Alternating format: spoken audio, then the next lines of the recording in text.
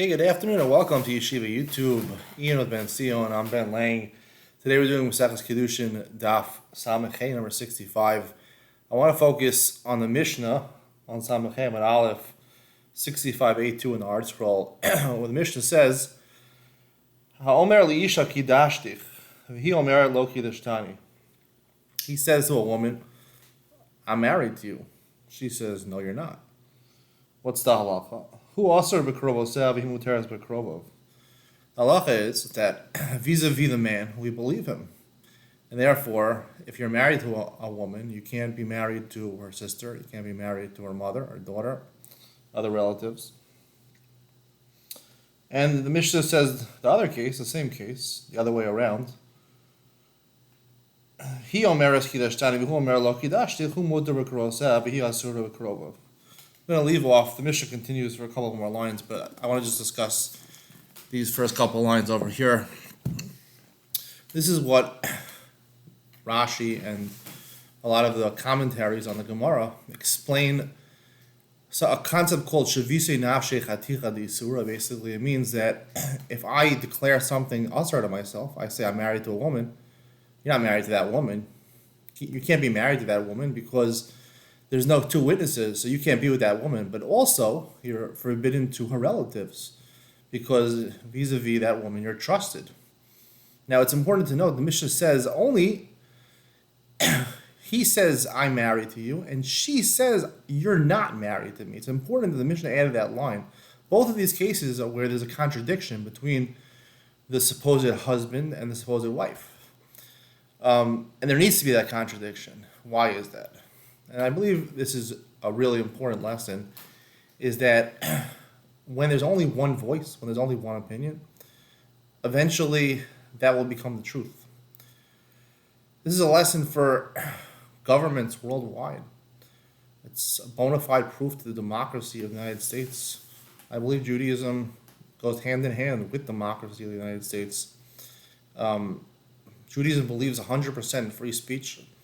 The ability, that's Elu ve'elu divrei Elokim Chaim. You find throughout the Talmud, people arguing. People have to have their own opinions. And you argue and debate with people in respectful ways. Try to find the truth. Try to navigate the best way. Sometimes it's a compromise. Sometimes one side is righter than the other. But you do it in a peaceful, firm, assertive way. But with the aim to arrive at the truth. And in societies throughout history where there's only been one voice, only one opinion, and no one is allowed to voice dissent, it usually leads to disaster, catastrophe, calamity for a lot of people. Sometimes a lot of people die. Major destruction of society. It's been this way throughout the millennium. This is the way of the world, and it needs to change. It needs to be where people are allowed to argue, people are allowed to voice their opinion. I was part of the ultra-Orthodox society where, unfortunately, people's voices were not allowed to be heard. Sometimes they didn't want to voice their own opinion.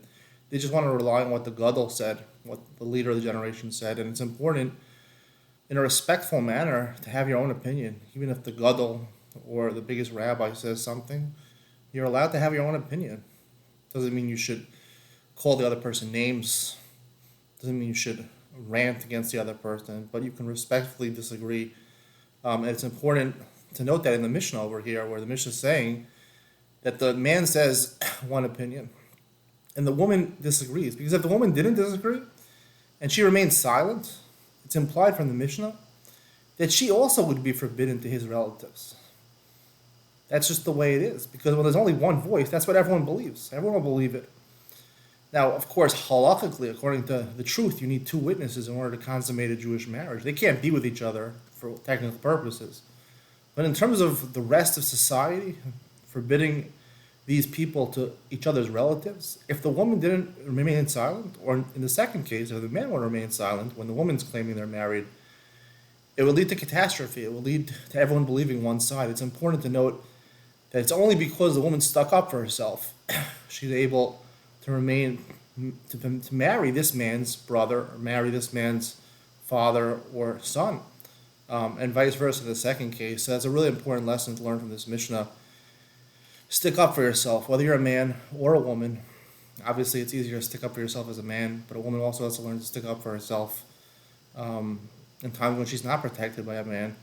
And even when she is protected by a man, to stick up for ourselves in a feminine way. There are ways to stick up for yourselves. Let's try to do that. Be assertive. Voice your opinion respectfully. Respect the other person's opinion. And if no resolution can be worked out, the last resort is to compromise. But that's also a viable option. We'll talk about that going forward. Hope you enjoyed today's lecture, sponsored by me. Hope you enjoyed. See you in the next one.